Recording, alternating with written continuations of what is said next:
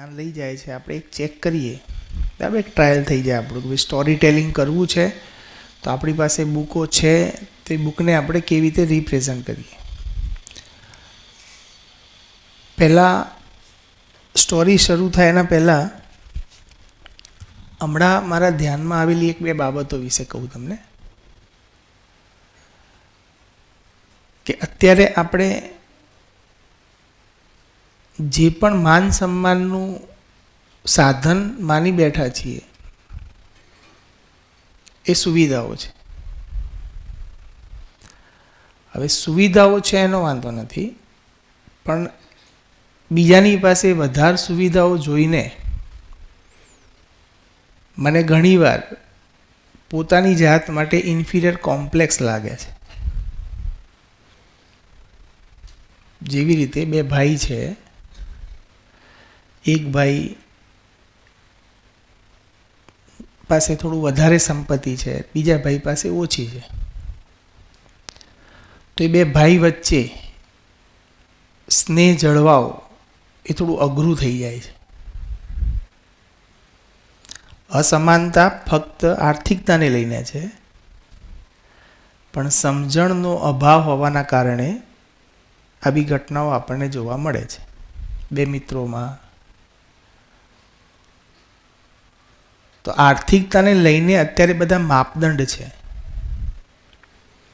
હું એટલા માટે કહું છું તમને કે જ્યારે એઝ અ ટીચર છીએ આપણે, ત્યારે આપણે જાણતા અજાણતા કોઈ પેરેન્ટ્સ સાથે આપણે ડીલ કરવાનું થાય ત્યારે નોર્મલી આપણે એની સાથે જ્યારે વાત કરતા હોઈએ છીએ ત્યારે માપદંડ આપણા મનમાં પણ એ જ હોય છે. અને એ માપદંડના કારણે આપણે જે ચોક્કસ વ્યવહાર હોવો જોઈએ નથી કરી શકતા એઝ અ ટીચર. હવે હું તમને ખાલી બેની જે વાસ્તવિકતા છે કહું, જે હું સમજું છું એ પ્રમાણે, કે આર્થિકતાને લઈને કોઈ મોટું અથવા નાનું હોય એવું હવે મને નથી લાગતું.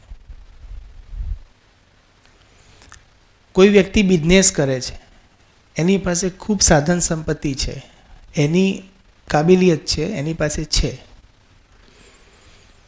આપણે ટીચર છીએ તો જ્યારે રિલેટ કરશું સાધન સંપન્નતાથી તો આપણને એવું લાગશે કે ભાઈ મારી પાસે ઓછું છે, પણ આવશ્યકતા કરતાં તો વધારે છે જ. એટલે ત્યારે થાય છે શું કે આપણે દોડમાં લાગી જઈએ છીએ.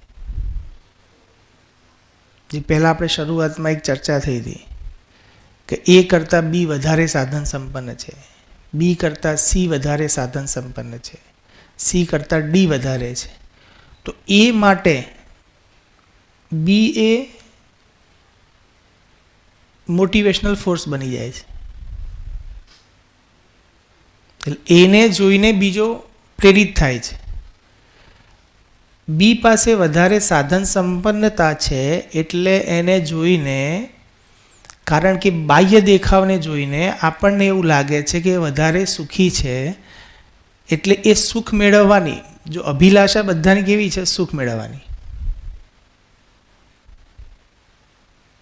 સૂત્ર છે, માનવ जितने सुख के साथ है उससे ज़्यादा सुख की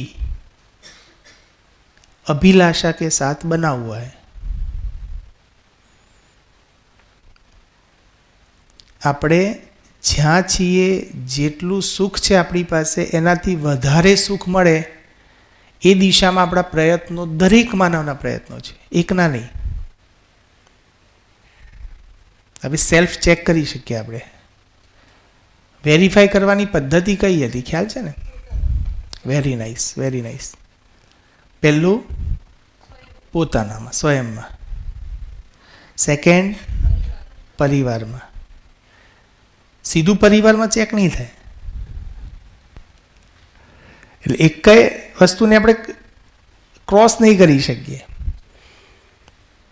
એક એક્ઝામ્પલ છે તો એને મેથડ પ્રમાણે પહેલા સ્ટેપ પછી જ બીજું સ્ટેપ આવશે.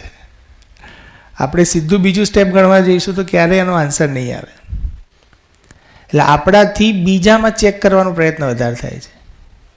આપણે જે વાતો કરીએ છીએ બીજામાં ચેક કરીએ છીએ, એટલે ત્યાં આપણે ભ્રમવશ ફસાઈ જઈએ છીએ. અને ત્રીજું સમાજમાં, અને એના આઉટકમ્સમાં જ્યારે આટલી સમજણ આવી જાય છે, જ્યારે આખું પિક્ચર દેખાય છે, ત્યારે પ્રકૃતિમાં સંતુલન સ્થાપિત થઈ જાય છે. તો પ્રકૃતિમાં સંતુલન એટલે અસ્તિત્વ, અસ્તિત્વ એટલે બધી જ ઇકાઈઓ આવી ગઈ. એમ તકલીફ એવી થઈ છે કે એક એક્ઝામ્પલ તમને હમણાં આપું કે બે બાળકો વચ્ચે થોડો ઝઘડો થયો, અને એ બે બાળકોમાં એક બાળકને લોહી પણ નીકળ્યું. બંને બાળકોને બહારથી એવું કહેવામાં આવ્યું ચલો સરને મળવા માટે, તો એક બાળક ભાગી ગયું. એક બાળક આવ્યો હાથમાં, તો એ બાળક ઓફિસમાં આવ્યો તો જોયું તો સ્થિતિ યોગ્ય નહોતી. એમ આટલું બધું આપણે એકબીજા પર ગુસ્સો ઉતાર્યો. બીજા દિવસે આપણે પેરેન્ટ્સને બોલાવ્યા. પેરેન્ટ્સ આવ્યા, વાત થઈ. વાતના અંદર જ્યારે એક આખું રિયલ પિક્ચર જોઈએ છે ત્યારે એવું ધ્યાન આવે છે કે પેરેન્ટ્સ બી બાળકને સમજાવી રહ્યા હતા કે આમ નહીં કરવાનું, આમ કરવાનું. ઓકે, ટીચર સાઈડથી પણ આપણે કઈ કઈ વાત કરતા હતા કે જો હવે આવું કરશો તો એલસી આપી દેશો. ઠીક છે,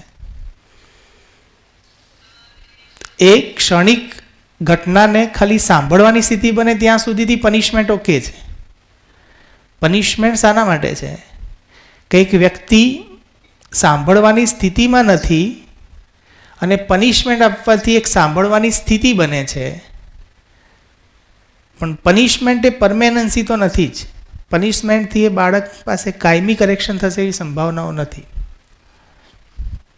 જ્યારે ઘટનામાં મેં વાત ચાલુ કરી અને મારું ધ્યાન ગયું, એ મિત્ર જ હતા, એટલે આજથી 2 વર્ષ 3 વર્ષ પહેલાં જ્યારે બાળકો 9મા 10મામાં ભણતા હતા ત્યારે, અત્યારે 11થમાં છે, તો ત્યારે એક પેરેન્ટ્સને એવું થયું, બંને કઝિન એટલે એકને એવું થયું કે આ બીજો બાળક છે ને એ ક્યાંક સ્મોકિંગ કરે છે અથવા એની સંગત સારી નથી, એટલે એના બાળકને ડિટેચ કરી નાખ્યું, એનાથી અલગ કરી દીધો. ભાઈ હવે આ છોકરાને મળવાનું નહીં. ઓકે, 2 વ્યક્તિઓને અલગ કરવા માટેની સ્ટ્રેટેજી શું હોય આપણી પાસે? જો બંને ભાઈ જ છે, કાકા ભત્રીજા જે રીતે, મતલબ કઝિનમાં છે, રિલેશનમાં છે, રહેવાનું પણ નજીક છે. જો આ ઘરની કહાની છે, હું અહીંયા મૂકું છું એનું કારણ વ્યક્તિગત વાત નથી.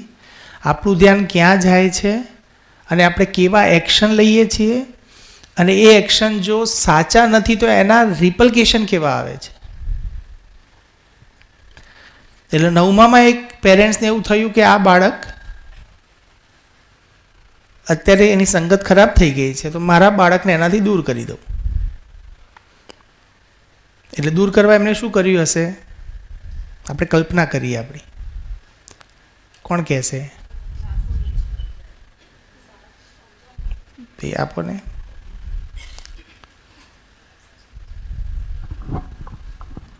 મા બાપે બાળકને સમજાવ્યો હશે અને પેલા એના જે ભાઈ છે એની વિશે વાત કરી હશે કે આવું આવું કરે છે તો તારે એની સાથે નહીં રહેવાનું. ઓકે, 2 ભાઈઓ છે અથવા તમે 2 બહેનો છો અને 2 બહેનો વચ્ચે એક ત્રીજી વ્યક્તિને એવી ઈચ્છા થઈ કે આ બેને અલગ કરવા છે, તો ત્રીજી વ્યક્તિ બંનેને શું કરશે? કેવી રીતે ટ્રીટ કરશે? બંનેને એકબીજાની વિશે કાન ભંભેરણી ખોટી કરશે. તો સમજાવશે કહેવાય એને કે ના, કાન ભંભેરણી કરવી. હા, એના નેગેટિવ પોઈન્ટ્સ એના આગળ મૂકવામાં આવશે. તો નેગેટિવ પોઈન્ટ્સ મૂકો એટલે બંને વચ્ચે એક પ્રકારનો તમે મતભેદ અથવા એકબીજા વચ્ચે ગલત ફહેમી બંનેમાં નાખી, એટલે બંને અલગ થઈ ગયા. ઓકે, જ્યારે ઘરમાં બી બેઠા હોય ત્યારે પેલા બાળક વિશેની વાત નીકળે અથવા એ પરિવાર વિશેની વાત નીકળે તો શું થાય? સારી વાત નીકળે, ખરાબ વાત નીકળે. ઓકે, તો આવી સ્થિતિ એક બની. 1-2 વર્ષના અંતે એવી ઘટના ઘટી, બંને એક જ ક્લાસમાં આવ્યા. હવે જે પિક્ચરને બરાબર ઘૂંટીને મજબૂત કર્યું હોય અને પછી બે બાળકો જ્યારે એકબીજાની સામે જુએ ત્યારે એકબીજાનો વ્યવહાર કેવો હોય? બંને એવું માને છે કે અમે અમારા એંગલથી સાચા છીએ. જો માનવની खूबसूरती જુઓ, कोई इंसान जानबूझ के गलती करता और मानव गलती करने का अधिकार लेके पैदा होता है. मतलब गलती माराथी थई, मारू ध्यान गયું એટલે ગલતી બંધ થઈ ગઈ. જાણી જોઈને કોઈ ગલતી કરતું નથી, અજાણતા થાય છે. તો હવે બે બાળકો જે છે એમની સ્થિતિ એવી થઈ કે હવે એકબીજાને જોવું એ પણ અસહ્ય બની ગયું. તો બંને એકબીજા સાથે એટલો ખરાબ વ્યવહાર કે બેડ વર્ડ્સને જે અત્યારે કહ્યું ને કે એક સાથેની એકબીજા સાથેની લડાઈની સ્થિતિમાં આવી ગયા. હજી મા બાપનું ધ્યાન ઘણીવાર જતું નથી, આપણું બી ધ્યાન નથી જતું. અને બીજ ક્યાં છે? આપણને એમ છે કે હું 4 વાતો સારી કહીશ અથવા પહેલાંથી ડિસ્કનેક્ટ કરી દઈશ એને, તો મારું બાળક ઓકે સુખી થઈ જશે, મારા બાળકને ખરાબ આદતો નહીં પડે. તો શું કરી શકાય આમાં? મા બાપે શું કરવું જોઈએ?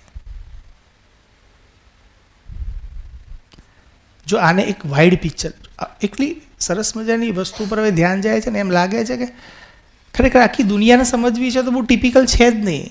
પરિવારને સમજી લો, ઇનફ. સ્વયંને સમજી લઉં, પરિવારને સમજી લઉં, મને ખબર પડી જ જાય કે આ વ્યવહારના અંતે આ જ રિઝલ્ટ આવે. બોલો, પહેલથી રિઝલ્ટ ખબર પડી જાય.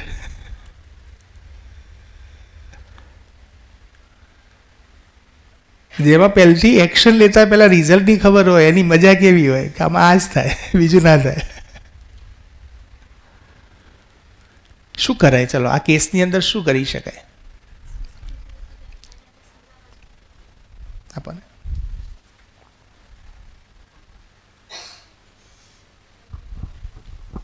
એક્ઝામ્પલ કે જો કોઈ બાળક સ્મોકિંગ કરતું હોય તો એને કોઈ બીજું કોઈ એનું ફ્રેન્ડ કોઈ સ્મોકિંગ કરતું હોય તો એને બાળકથી દૂર કરવાની જગ્યાએ એને સ્મોકિંગથી શું ગેરફાયદા છે, એનાથી શરીરને શું નુકસાન થશે, એ બધું જો સમજાવવામાં આવશે તો એ મતલબ એને બીજું કોઈ એની જોડે બધા જો સ્મોકિંગ કરશે તો પણ એ બાળક સ્મોકિંગથી દૂર જ રહેશે.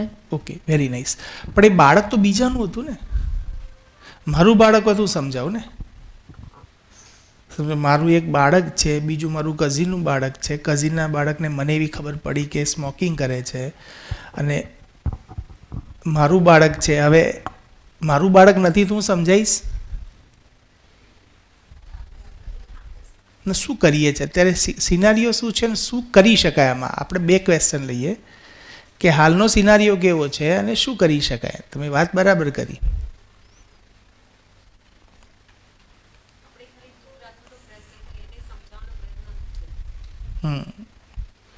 મતલબ મને મારું બાળક મારું લાગ્યું, એ મારું ના લાગ્યું. મેં મારા બાળકની સારાઈ ઈચ્છી.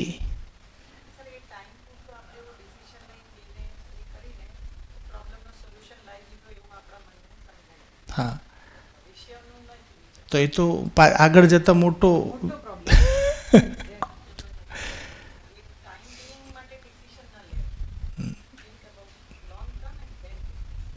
મતલબ જવાબદારી લેવાનું કામ છે. પરમેનન્ટ સોલ્યુશન એ છે કે એ બી મારો જ દીકરો છે. એને એવું છે તો હું એને મારી સાથે રાખીશ, મારા ભલે બાળક પાસે બેસે, દીકરો છે ને, એને જો પ્રેમથી ટ્રીટ કરીશ તો સમજશે, આજ નહીં તો કાલ સમજશે. હું એને ડિસ્કનેક્ટ કરી નાખીશ તો નેગેટિવિટી નાખું છું. હવે મારા બાળકમાં નેગેટિવિટી નાખીને જેનો અભ્યાસ કરાવું છું એ નેગેટિવિટી કાલે ઉઠીને મારા ઉપર બી ઠાલવશે. પછી મને એમ થાય કે મારા બાળકો મારું કીધું નથી કરતા. ભાઈ, જેનો અભ્યાસ કરાયો, જેની વ્યવસ્થા તમે શિક્ષા આપી, તો એ તો આઉટકમ આવે જ ને. તો મને એવું લાગે છે કે હું મારું કરી લઉં, મારા આજુબાજુવાળાનું જે થવું હોય થાય, એટલે આપણે ફસાઈ જઈએ છીએ. એટલે સમાજમાં ત્રીજું સેન્ટેન્સ છે, સ્વયંમાં સમાધાન પરિવારમાં સમૃદ્ધિ અને સમાજમાં અભય. તો સમાજની જવાબદારી નહીં લઈએ આપણે તો હું ફક્ત એમ માનું કે મારું જ કરી લઉં તો બહાર બધો ભય ફેલાવાનો, મારા બાળકને ઘરની બહાર રમાડવા માટે પણ અત્યારે મને બીક લાગશે.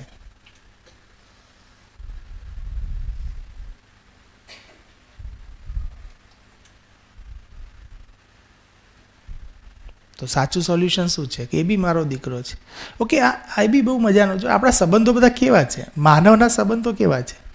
જો એક સ્ત્રી પુરુષના ભેગા થવાથી બાયોલોજીકલ પ્રોસેસના અંતે એક બાળક પેદા થાય છે અને એ બાળકને આપણે માની લઈએ કે હું માતા પિતા બની ગયો. ઓકે, એ બાળક સાથે પણ તમે જુઓ કે માણસ સ્વીકૃતિના આધારે ચાલે છે. એને માની લીધું છે કે આ મારું બાળક છે એટલે મારું બાળક દેખાય છે.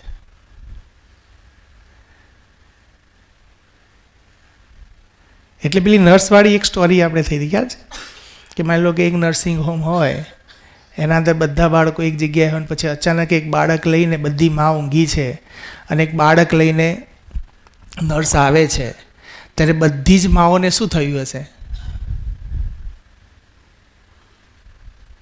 કેટલું કનેક્શન ડેવલપ, બધાને કનેક્શન ડેવલપ થઈ ગયું હશે. બધાને એમ થયું હશે કે ઠીક છે, બાળક જ લાવે છે ને. તો એ વખતની સ્વીકૃતિ કેવી હતી અને જ્યારે એ બાળકને તમે જુઓ, પહેલાં સ્વીકૃતિ કેવી હતી? કદાચ મારું હશે, કદાચ મારું હશે, કદાચ મારું હશે. અને જેવું એકના ખોળામાં મૂકી દીધું એટલે બીજા બધા ડિસ્કનેક્ટ. અને જ્યાં સ્વીકૃતિ હતી એ એની સાથે બંધાઈ ગયો. તો માણસ બાયોલોજીકલ રીતે મા બાપ નથી બનતો, એની સ્વીકૃતિના આધારે એ સ્વીકૃતિ આપી દે છે કે હવે આ બાળક મારું. એવા ઘણા કિસ્સા આપણે જોઈએ છીએ કે બાળક મોટું થાય ત્યારે ખબર પડે. હમણાં એક મૂવી હતી, મને ખ્યાલ આવ્યો કે મોટું થાય છે પછી એક હિન્દુ પરિવાર હોય છે, એમાં એમને ખબર પડે છે કે આ તો મુસલમાનનો દીકરો મારા ત્યાં આવી ગયો. ત્યાં સુધીથી ભરપૂર પ્રેમથી એને મોટો કર્યો, જે ક્ષણે ખબર પડી ગઈ સ્વીકૃતિ ગાયબ. તો જે વર્ષોનો સંબંધ હતો એને 25-30 વર્ષ સુધીથી મોટો કર્યો અને જે સ્વીકૃતિથી મોટો કર્યો, એક ક્ષણમાં ખબર પડી કે આ તો મારું બાળક નથી, હોસ્પિટલમાં બદલાઈ ગયું છે. એ જ ક્ષણે સ્વીકૃતિ ગાયબ અને એક ક્ષણે જે 25 વર્ષની કનેક્ટિવિટી હતી ગાયબ. તો આ બધો સ્વીકૃતિનો ખેલ છે. તો ટીચર તરીકે બે બાળકોના કેસમાં મારો કઝિન છે એની જવાબદારી પણ જો હું સમજદાર છું તો મારા સમગ્ર પરિવારની જવાબદારી હું લઈશ. એ મારું બાળક નથી, કારણ કે રિયાલિટી એવી છે કે મારા બાળકને એ પરિવારથી ડિસ્કનેક્ટ કરીને મારા બાળકને હું સેફ કરી લઈશ એ મારો ભ્રમ છે. નહીં થાય એમ. આ જીવન પીડા વધારી રહ્યા છીએ આપણે.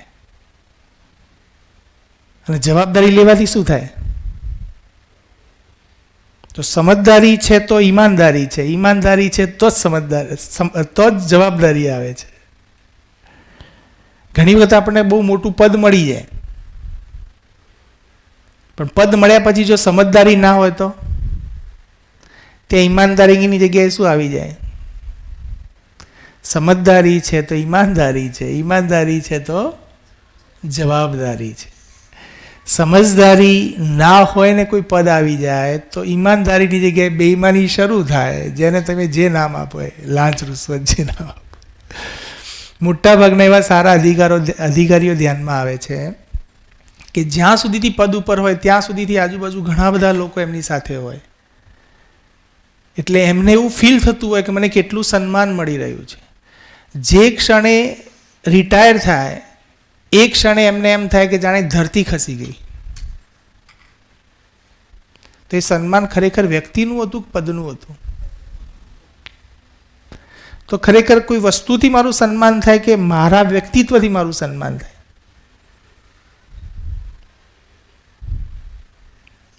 ઓકે, જેના કારણે પદ સુશોભિત થયું હશે એ વ્યક્તિ રિટાયર થયા પછી પણ એની સ્થિતિ કેવી હશે?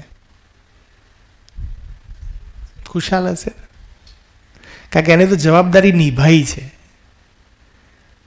અને જેને ખબર નથી કે મારી પાસે આટલી મૂલ્યવાન વસ્તુ, આટલું મોટું પદ છે, એનો ઉપયોગ કરવાની મારામાં ક્ષમતા નથી અથવા મારી સમજદારી નથી, કારણ કે માનવ જાણબૂਝ કે ગલતી કરતા, એટલે પોતાને અપરાધ ભાવથી પીડવાનું જ નથી. આપણને ઘણીવાર વાત કરીએ, આપણને એમ થાય કે યાર આપણે ભૂલ કરીએ છીએ. નહીં, અજાણતા જ થાય છે. જે થાય છે અજાણતા થાય છે.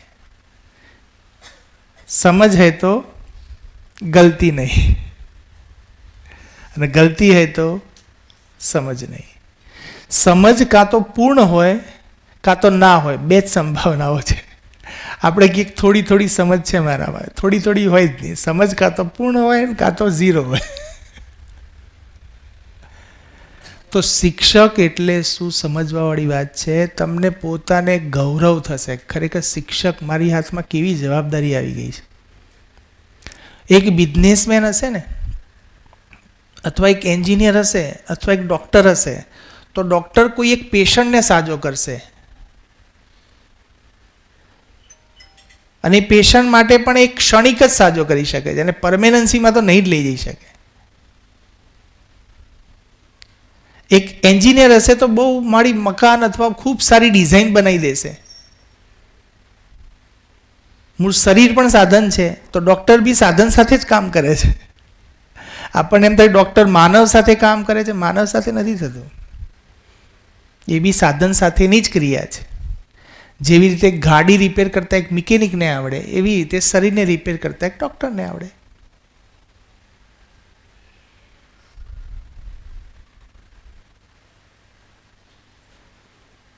અને ટીચર એક માનવ ઘડી કાઢે. જિંદગીમાં એક માનવ ઘડાઈ ગયો ને આપણાથી, બહુ મોટું કામ થઈ ગયું.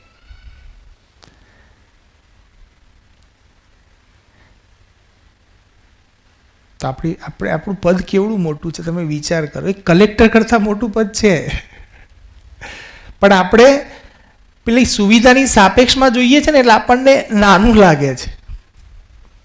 રિયાલિટીમાં આપણી પાસે જે પદ છે કેટલું વિશાળ, કેટલું મોટું. આ સૃષ્ટિ પરનું સૌથી મોટું પદ એટલે શિક્ષકનું પદ.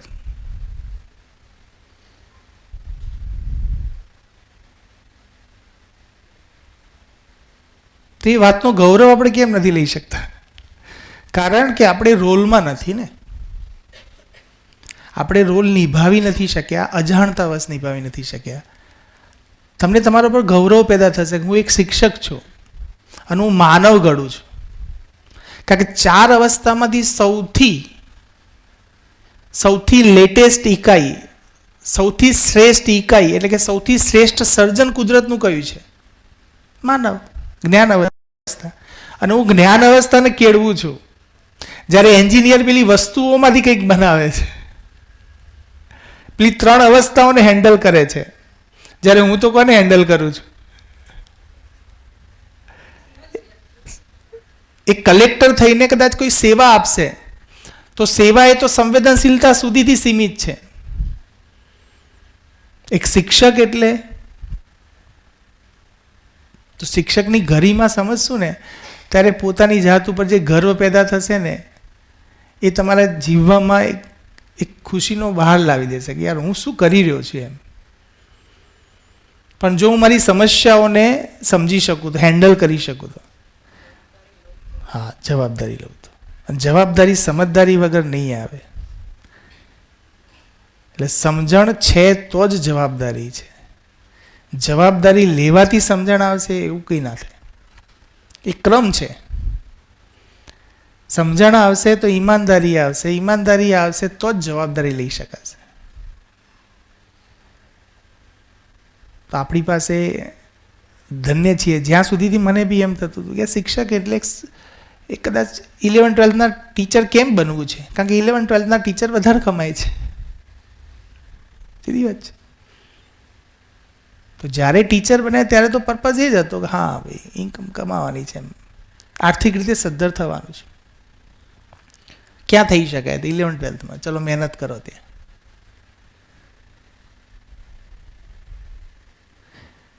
એ દોડમાં જ્યાં સુધીથી હતા ને, ત્યાં સુધીથી ભલે દોડતા ગયા પણ તૃપ્તિ નહોતી, ખાલી પોરે એમ. અને અત્યારે એક બાળક પાસે પણ 2-3 કલાક બેસવાનું થાય ને તો જરાય અંદરથી ઉકળાટ નથી થતો, કારણ કે હું એક માનવ સાથે બેઠો છું ને. અને જ્યારે કામ કરતા હોય ત્યારે બાળક શીખવા આવ્યો હોય ને, ત્યારે શીખવાડવા કરતાં બીજું શું શીખાઈ જાય છે? જે શીખવા આવ્યો તો શીખવાડી દેવાનું. પણ હવે ધ્યાન એ કન્ટેન્ટ કરતાં વ્યવહાર ઉપર પહેલાં જાય છે.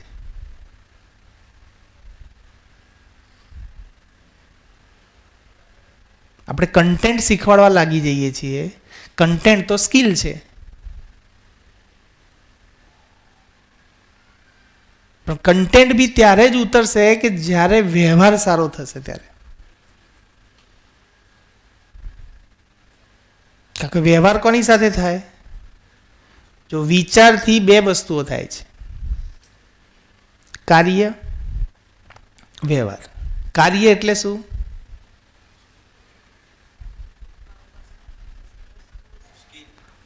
કાર્ય એટલે માનવની માનવેતર પ્રકૃતિ સાથે જે થાય છે. માનવની માનવેતર મતલબ માનવ બાકીની 3 અવસ્થાઓ સાથે જે કરે છે એ બધું જ કાર્ય છે. બરાબર ને? કોઈને વચ્ચે પ્રશ્ન થાય પૂછી શકે. અને માનવ સાથે જે કરે છે એ વ્યવહાર છે. તો જ્યારે મારી આગળ વિદ્યાર્થી આવે છે ત્યારે વિદ્યાર્થી સાથેનું ઓકે, તમને ક્યારે એવું છે ક્યારે આંખો બંધ કરીને યાદ આવે છે કે જૂના પિક્ચરોમાંથી ગમે તે તમે યાદ કરો, પિક્ચર મતલબ આપણી લાઈફને ઓબ્ઝર્વ કરતાં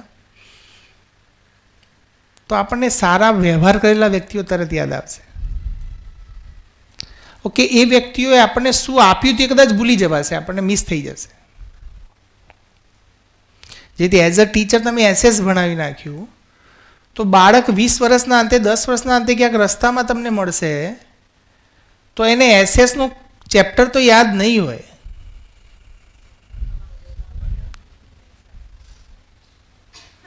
અને તમને એ વખતે કદાચ રિસ્પેક્ટ બી આપે છે તો એ કોના કારણે આપે છે?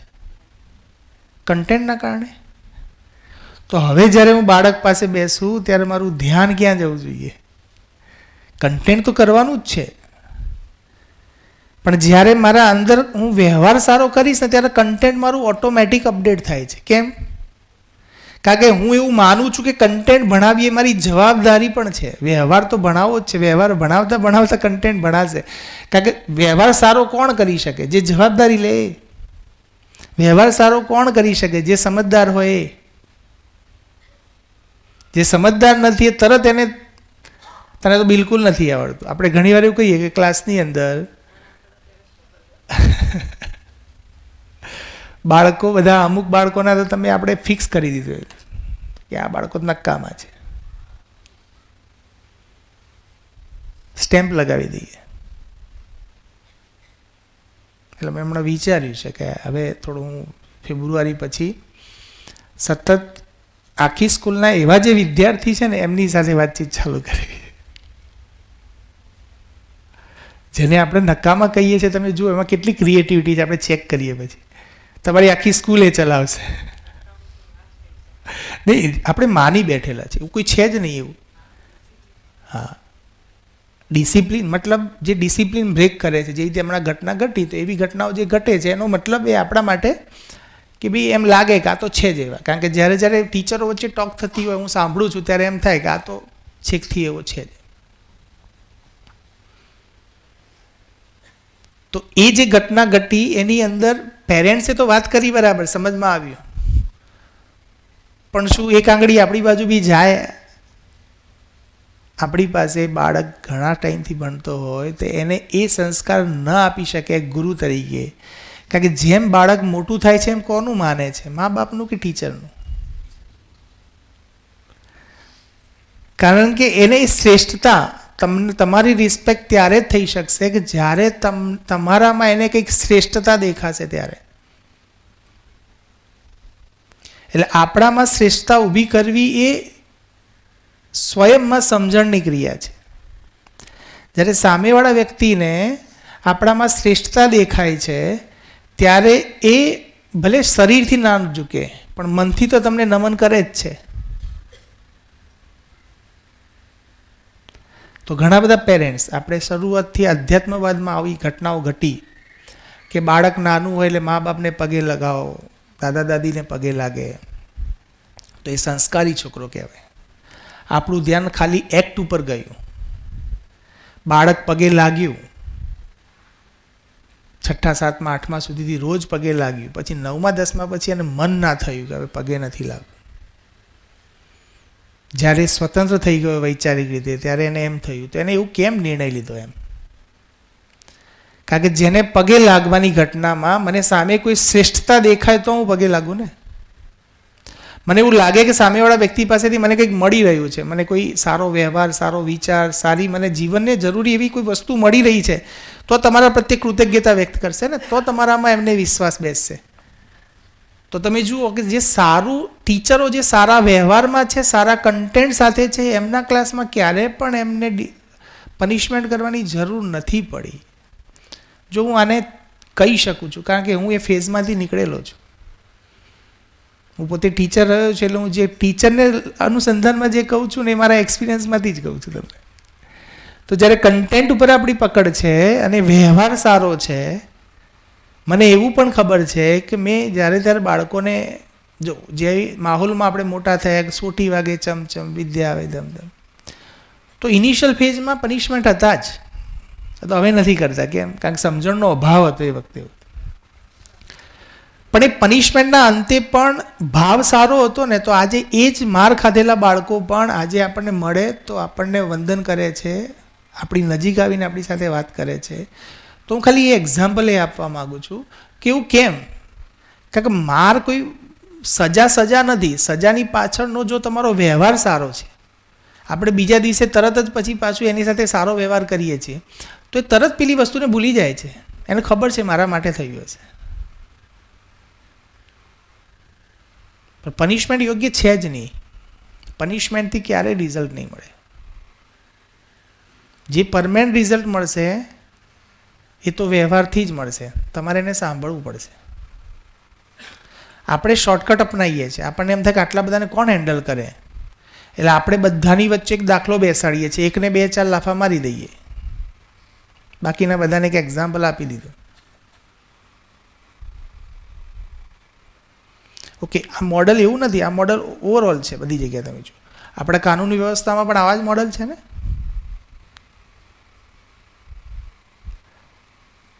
તો પરિવાર તરીકે, એક માનવ તરીકે હું સમજદાર થઈ જઈશ એટલે એક ઘટના ઘટશે જ કે હું જવાબદારી લેતો થઈ જઈશ, લેવાઈ જ જશે તમારાથી. જવાબદારી લેશો ને પછી જે એનો આનંદ છે એ તો તમને લીધા પછી ખ્યાલ આવશે. કારણ કે પ્રોસેસ જ છે, થઈ જ જાય. સમજદાર વ્યક્તિ જવાબદારી ના લેવું બને નહીં. તો ખાલી જસ્ટ મારી અપીલ એવી છે કે આપણે જે પદમાં બેઠા છીએ ને એ પદનું ગૌરવ સમજીએ. આપણે માનવ ઘડીએ છીએ. માનવ ઘડવાની ક્રિયા એક મોટી ઇમારત બનાવવા કરતાં વિશેષ છે.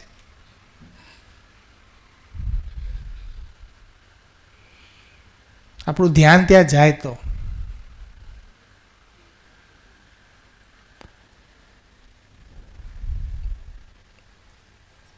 એક દીકરી, હમણાં બીજી એક ઘટના તમને કહી દઉં સાથે. હમણાં 1-2 બાળકો વચ્ચે એક દીકરીની થોડી તબિયત બગડી, એના પેરેન્ટ્સનો ફોન આવ્યો. હું ઘટનાઓ એટલે શેર કરું છું કે આ કોમન ઘટનાઓ છે. ઘટના શેર કર્યું એનો મતલબ કોઈ વ્યક્તિગત ઘટના છે જ નહીં. મને તો એવું લાગે છે કે આ કોમન ઘટનાઓ છે. તો એના ફાધરનો ફોન આવે છે કે સાહેબ હું ઘણા ટાઈમથી પ્રયત્ન કરું છું, 6-1 મહિનાથી, મને કોઈ રિઝલ્ટ મળતું નથી. એને તરત બીમાર થઈ જાય છે, પેટમાં દુખવા આવે છે અને બધા રિપોર્ટ કરાવે પણ રિઝલ્ટ કંઈ બધું નીલ આવે છે. એટલે શારીરિક સમસ્યા નથી, માનસિક સમસ્યા. માનસિક સમસ્યાના કારણે કારણ કે મેં શરીર નહીં હું, શરીર મેરા હૈ. તો હું જેવો છું, મારી માનસિકતા જેવી છે, એનો પ્રભાવ શરીર ઉપર આવે. તો માનસિકતા ઉપર કામ કરવાનું છે. મોટું કામ તો માનસિકતા ઉપર. શરીર ઉપર શું કામ કરશો તમે? શરીર પર કંઈ કામ કરવા જેવું છે જ નહીં. ઠીક છે, એને તમે થોડી એક્સરસાઇઝ આપી દો, ટાઈમસર ફૂડ આપી દો, પણ એ તો સમજદારી હોય એટલે તો આપી જ દે. આપણે ઓબેસિટી થઈ જાય છે અત્યારે, એટલે આપણે ડાયટ ફૂડ ખાઈએ, આ ખાઈએ, પણ જેને સમજદારી હોય ઓટોમેટિક સમજી જાય. એને ખબર છે કે આટલું જ ફૂડ લેવાનું છે, આનાથી વધારે લઈને શું કરવાનું છે. તો જો આપણે જ્યારે ભણાવીએ છીએ ત્યારે અત્યારનો ટ્રેન્ડ કેવો છે, તો એના ઉપર જે સ્ટ્રેસ હતો ને, એ સ્ટ્રેસ પહેલાં પરિવાર તરફથી આવે, પછી ધીમે ધીમે એ જ વસ્તુને એ ઇમેજિન કરવા લાગે. કારણ કે અત્યારે આપણે એવું માની બેઠા છીએ કે ટકા છે ને તો જ સફળ છીએ, બાકી સફળ નથી. એટલે મેં 2 સ્લોટ આપ્યા, બે એને ચોઈસ આપી. બીજું તારી પાસે 2 ચોઈસ છે. એક ચોઈસ એવી છે કે તારે બિલકુલ ભણવાનું નહીં અને તને છેલ્લે 1લો નંબર આપી દઈશું. સપ્લિમેન્ટરીમાં લખવાનું નહીં, ભણવાનું નહીં, અને તને ક્લાસમાં 1લો નંબર પહેલથી ફિક્સ આપી દઈશું. એક ઓપ્શન આ, જો વિચારજો. બીજો ઓપ્શન, તારે શીખવાનું, મહેનત કરવાની, ખૂબ મહેનત કરવાની, પણ તારા જો 100માંથી 80% માર્ક્સ આવે તો હું 20% જ આપીશ, ચોથા ભાગના માર્ક્સ જ નહીં આપું, ગમે તેટલી મહેનત કરીશ. તો કયો ઓપ્શન ચૂઝ કરશો? ફર્સ્ટ. બરાબર. બિલકુલ મહેનત નહીં કરવાની અને 1લો નંબર મળી જાય. સપોઝ કોઈ ડૉક્ટર છે, ડૉક્ટરને કહી દીધું કે ભાઈ તારે 5 વર્ષ કાંઈ જ નહીં કરવાનું, તને દર વખતે ગોલ્ડ મેડલિસ્ટ મળશે. અને એકને એમ કીધું કે તારે ખૂબ મહેનત કરવાની, ખૂબ શીખવાનું, ખૂબ મજૂરી કરવાની, પણ તને કંઈ જ નહીં મળે, મતલબ માંડ પાસ કરશું તને. તું 90% પરફોર્મ કરીશ તો તને માંડ પાસ કરશું. તો ચોઈસ કઈ આવશે? પહેલી.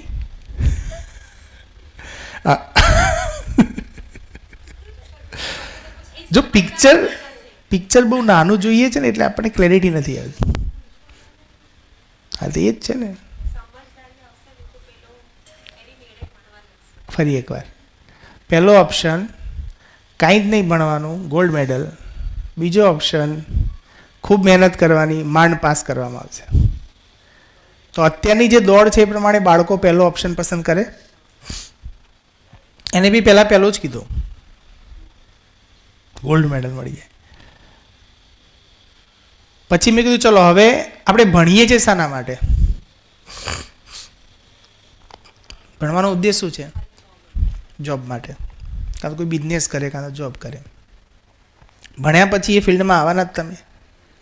તમે જ્યારે માર્કેટમાં અથવા બજારમાં જોબ કરશો, અથવા તમે કોઈ કંપનીમાં ઇન્ટરવ્યૂ આપશો, અથવા પોતાનું કંઈક ચાલુ કરશો, તો ગોલ્ડ મેડલવાળો સક્સેસ જશે કે પેલો સક્સેસ જશે? કયો સક્સેસ જશે? ગોલ્ડ મેડલવાળો. એના ત્યાં પેશન્ટ જશે.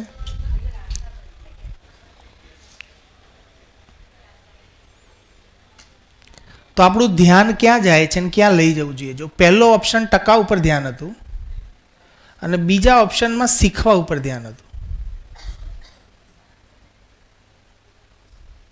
હવે રિયલ પિક્ચર જુઓ. જે શીખવાની ક્રિયા કરે ને ટકા બાય પ્રોડક્ટમાં આવે કે ના આવે? ખાલી બાળકનું ધ્યાન જતું રહે કે યાર મારે ખરેખર હું સ્કૂલમાં મેં પગ શાના માટે મૂક્યો છે. જ્યારે બાળક અત્યારે વાંચતો હોય ને તો એ ચોઈસ મૂકે, આ પૂછાય તો જ હું વાંચું, બાકી આપણે વધારે વાંચવું નથી. ટીચર્સ બી લિમિટેડ જ આપે, આટલું જ તૈયાર કરજે તું. થાય છે ને આપણાથી? તો એનો ઓવરઓલ લર્નિંગ પ્રોસેસ શું થઈ રહી છે? તો જ્યારે પ્રેક્ટિકલ લાઈફમાં આવે છે ત્યારે રિયલ પિક્ચર કંઈક જુદા છે તો ભણવાની સાથે સમજવાની ક્રિયા, સમજવું એ ઇમ્પોર્ટન્ટ છે. કારણ કે માણસ સમજવાથી તૃપ્ત થાય છે, એ પ્રકૃતિની ડિઝાઇન છે. ટકાથી તૃપ્ત આજે બી નહીં થાય, કાલે નહીં થાય, એક ક્ષણિક જ લાગશે આપણને. એનો મતલબ એમ નથી કે ટકા નથી લાવવાના, મારો પર્પઝ બરાબર પકડજો. ટકા નથી લાવવાની એવી વાત નથી. ટકાની માળા કરવાથી ટકા નથી આવતા. શીખવાની ક્રિયામાં લાગી જવાથી ટકા આવે છે. શીખવાની ક્રિયામાં ડે બાય ડે તમારા ઉત્સાહમાં વધારો થશે. તમે જુઓ, તમે આજે બી નક્કી કરો. કોઈને માની લો કે મારા જેવા વ્યક્તિને રસોઈ ના આવડતી હોય, હું આજે નક્કી કરું કે મારે રસોઈ શીખવી છે, તો જેમ જેમ શીખું એમ એમ મારા અંદર ઉત્સાહ વધશે કે ઘટશે? તો શીખવાની ક્રિયા, સમજવાની ક્રિયામાં થાક ન લાગે, કંટાળો ન લાગે, વન વે ગાડી ચાલે, રોજ ઉત્સવ. અને હું જો ટકા લાવું, મારું ફોકસ જો ટકા ઉપર જતું રહે, અને જેટલું હું ટકા વિશે, કારણ કે ટકા એ ફ્યુચરની રિઝલ્ટ વિશેની વાત થઈ ગઈ, આનું જેટલું હું ટકા વિશે વિચારું છું એટલું હું ડિપ્રેસ થઉં છું, મારો ઉત્સાહ ઘટે છે. કારણ કે મેં પ્રકૃતિની ડિઝાઇન પ્રમાણે કામ નથી કર્યું ને. તો જો માનવ સમજમાં આવી જશે ને, તો માનવ મૂળ સમજવા માટેની ઇકાઈ છે. માણસ જ્ઞાનથી જ તૃપ્ત થશે, ટકાથી કે કોઈ વસ્તુથી ક્યારેય તૃપ્ત નહીં થાય. તો જેનાથી તૃપ્ત થાય છે એ ક્રિયા કરતો જાય તો મજા લે.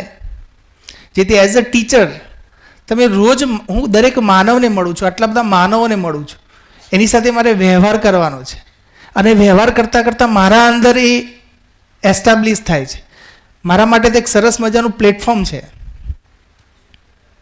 આવું સરસ પ્લેટફોર્મ કોની પાસે હોય? કોઈ બિઝનેસમેન પાસે હોય કોઈની પાસે? આપણી પાસે કેટલું સરસ પ્લેટફોર્મ છે.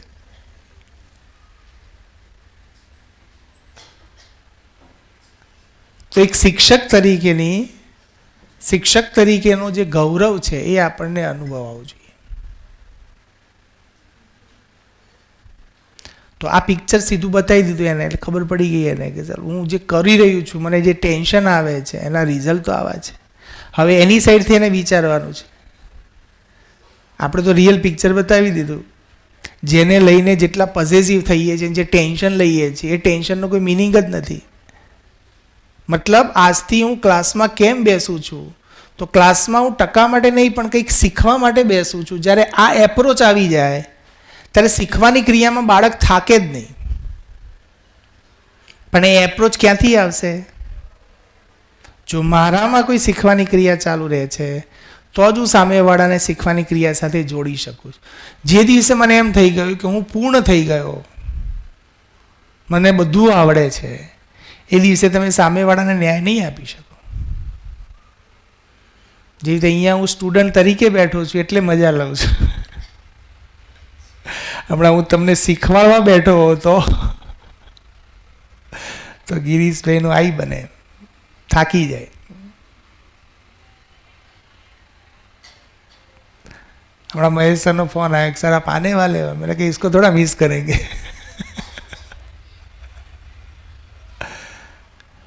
तो વાત એ છે, શીખવાની ક્રિયા, સમજવાની ક્રિયા, સ્વયંમાં સમજવાની ક્રિયા એટલે તો કીધું છે નિત્ય ઉત્સવ છે. જીવન નિત્ય ઉત્સવ છે. પણ એ ઉત્સવ મને સમજણ હશે તો જ ઉત્સવ ફીલ થશે, નહીં તો ઉત્સવ ફીલ નહીં થાય. તો ખાસ આજે ધ્યાન એ રાખવાનું છે. આજે જે વાત આપણે થઈએ, મૂળ મુદ્દો એવો છે કે આપણે ટીચર છીએ. બસ શિક્ષક તરીકે પોતાની જાતને તમે ક્યાં છો એ વસ્તુની ખાલી કલ્પના કરી જુઓ. એમ દુનિયાનું સૌથી શ્રેષ્ઠ કાર્ય આપણે કરી રહ્યા છીએ. તો આપણી પાસે જે પદ છે ને એ કલેક્ટર કરતાં પણ મોટું પદ છે. તો આપણે બધા જ ભેગા મળીને નિભાઈશું. કલેક્ટર બનાવવામાં વાંધો નથી બેન. હા આપણે આપણે આખી જે વ્યવસ્થા છે, વ્યવસ્થા ઊભી કરો. એટલે તો કહ્યું છે ને, જીવન વિદ્યા જ્યારે શિક્ષણમાં આવશે ને ત્યારે જ આનો પ્રભાવ વધશે. આ તો બધા જે હાલ પ્રોગ્રામો ચાલે છે ને એ પ્રૌઢ શિક્ષણના પ્રોગ્રામો છે, એ બંધ થઈ જશે એક સમયના અંતે. એક 10-20 વર્ષના અંતે જ્યારે શિક્ષણની અંદર આ વસ્તુ આવી જશે ત્યારે આ પ્રૌઢ શિક્ષાના કાર્યક્રમો છે, આપણે જે પરિચય શિબિરો લઈએ છીએ એ બધી પ્રૌઢ શિક્ષા છે, પણ એક માહોલ બનાવવા માટેનો પ્રયત્ન છે કે મા બાપમાં કંઈક એવું લાગશે કે ભાઈ આ કંઈક બાળકને શીખવાડવા જેવું છે, તો એ બાળકને પણ એની સાથે જોડશે, એમ પોતે બી જો ભલે થોડો જોડાય પણ એના બાળક માટે વધારે તૈયાર થશે. તો એક જ્યારે વાતાવરણ ઊભું થશે ને બધી સાઈડથી એક ડિમાન્ડ ઊભી થશે ત્યારે આ વસ્તુ શિક્ષણમાં પણ આવશે જ. કલેક્ટર બને, ડૉક્ટર બને, એન્જિનિયર બને એ મહત્વનું નથી, પણ એને કેવો બનાવો છો એ મહત્વનું છે. માનવ બનાવો. માનવ બનાવો. કારણ કે કલેક્ટર તો આજે ઘણા બધા છે, ડૉક્ટર પણ ઘણા બધા છે, પણ એ ઓનલી ફોર આપણે જસ્ટ અત્યારનું જે એજ્યુકેશન છે only for A focus student છે એ ટકા પાછળ ભાગે છે અને ટીચર છે સિલેબસ પાછળ ભાગે છે, પણ ખરેખર બંનેનું મેઇન ધ્યાન જ્યાં લઈ જવાનું છે એનાથી ફોકસ દરેકનું હટી ગયું છે. એમ આપણી નથી ઓલ ઓવર વાત છે. સાચી વાત છે. એટલે જે અત્યારની ભાગદોડ અત્યારનું શિક્ષણ છે ને એ રૂપ, બલ, ધન, પદ આ 4 પાછળ જ છે. રૂપ, બલ, ધન, પદ. ઓકે, તો